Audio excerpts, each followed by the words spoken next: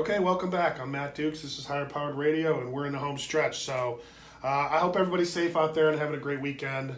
I know we're in the point now where if you've been following along and we've gone through some of these steps, you would think that the hard part's over. And it is to a degree where if you've done the work to begin with, then you've swallowed some of the recovery stuff. You swallowed the big truths about yourselves, right? So I'm going to quote one of my most favorite passages that's in some of the recovery literature, and it talks about that humility that I was just talking about, and it says gaining that new perspective is unbelievably painful, and it's only by a series of successive failures and that final crushing of my self-sufficiency that I come to realize humility is more than simply groveling despair.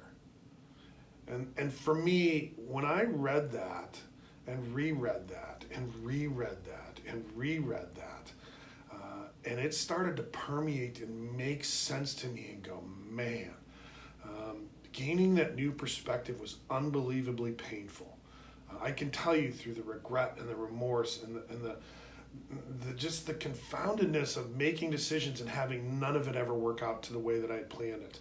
And then being humiliated in it, and then having that groveling despair where it was, oh God, please, somebody help me. I can't believe this happened again, or how did I get here again, or how did I let that happen? And that happened a lot. And so it was only by a series of successive failures that sometimes took a lot of years to happen, and that final crushing of my self-sufficiency where I had to come to grips with, I can't do this anymore. And that's where they talk about in the beginning of recovery, where I hit that bottom, and I understood what it meant to say surrender, because that was a sticking point for me. What do you mean surrender? How do I surrender? This is what I surrendered to, or what it was. Well, I had to surrender to the fact that I just couldn't do this. I was not a man that was going to be the guy that I envisioned in my head, that was going to be in the bar and the happy guy. And I wasn't the guy. I was the guy that was in the bar, that I was drunk and I was fighting. And it was ugly and it was bad and And so anyway, if I've gone through these steps to the point where I'm at now, and we start looking at the wreckage of my past, then I've already assumed a position of, you know what? I suffered and struggled because of the fact that I have a disease, and I'm going to call it that because it is defined as that, okay? And let me put it to this. One of the definitions of that disease is defined as a spiritual malady that rests in the mind. And one of the definitions of malady is conflict. And what I discerned is that I had a spiritual conflict that affected my thinking. And that thinking issue was me, mine, self, my will, what I wanted, my ambition, everything I thought I deserved versus reality. And the reality was there was a bigger world out there and a bigger picture out there, and I wasn't going to get just because I felt I deserved. And so I had to struggle through those years of placating that as best I could, so that way I could get to a place where I was able to gain that new perspective. And so as I did that, then what happened is all of a sudden I've gotten through the first 7 steps of the program, and I've become willing for stuff to change. And now we go back to more action. And so what I want to make sure is as we look at 8, 9, 10, 11, and 12, we don't get hung up in, oh, okay, well, I feel better, so I'm not going to do this stuff, because a lot of people do. And so when we look at 8 and 9, where it says, I made a list of all the people I had harmed and became willing to make amends to them all, right? I made a list of all the persons we had harmed and became willing to make amends to them all. There was a willingness in there that said, I'll do these now, I won't do these now, and I'll never do these.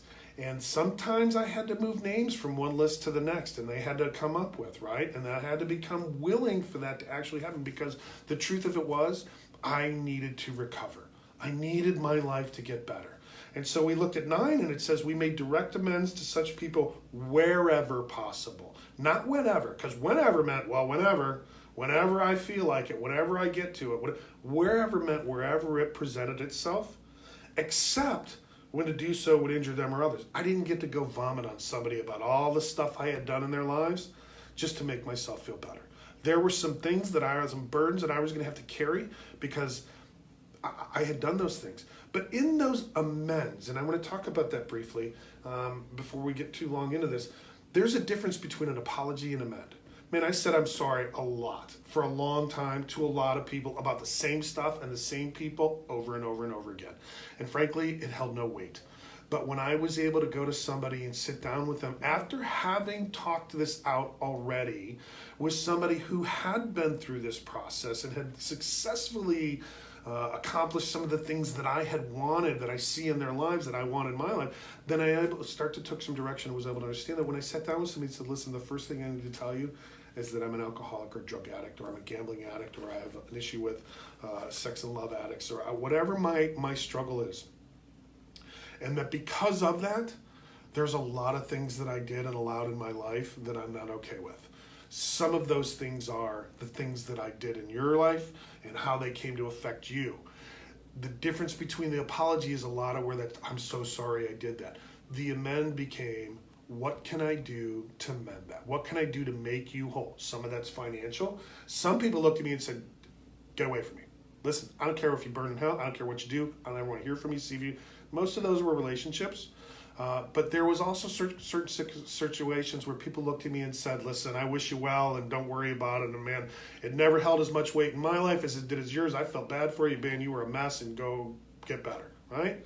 So those amends become real tricky. And I don't want somebody to get hung up in the blame of and the guilt and the shame, because the fact is, remain as I suffered in that. And I'm not victimizing myself. I'm not allowing myself off the hook. I need to go and take my medicine of what can I do to make you whole? How can I amend that harm I did in your life? And become willing to do that and actually take the action, right? So it says then 10, we go to 10, and it's continued to take that personal inventory, and when we were wrong, promptly admit it. I've had to stop in the middle of arguments and say, you know what, I'm sorry I'm yelling at you. It's because I'm insecure, because I'm nervous, because I'm afraid, because I'm angry, I'm hurt, whatever that is, but I don't any longer have the right to just allow my emotions to just freewheel at the expense of somebody else. And there's more to that personal inventory, and when I do that daily, and some people take that and put that in writing every night, okay? But I want to make sure I encourage you for that. So then we get to 11 and 12. And these are what we talk about, 10, 11, and 12 become the maintenance steps, okay? And that's what I say, this becomes this way of life. I don't get to just go through them once and go, whoo, I'm glad that's over and I'm better. 11 says, thought through prayer and meditation to improve my conscious contact with God as we understood Him, praying only for knowledge of His will for us and the power to carry that out. And we'll talk in the next few weeks about what that looks like. But then 12, having had a spiritual awakening as a result of these steps, we try to carry this message to alcoholics or addicts and practice these principles in all our affairs. So I would encourage everyone, these are in all of your affairs. If you need some help, reach out. I'm Matt Dukes. This is Higher Power Radio. Have a great weekend. Radio is hosted by Matt.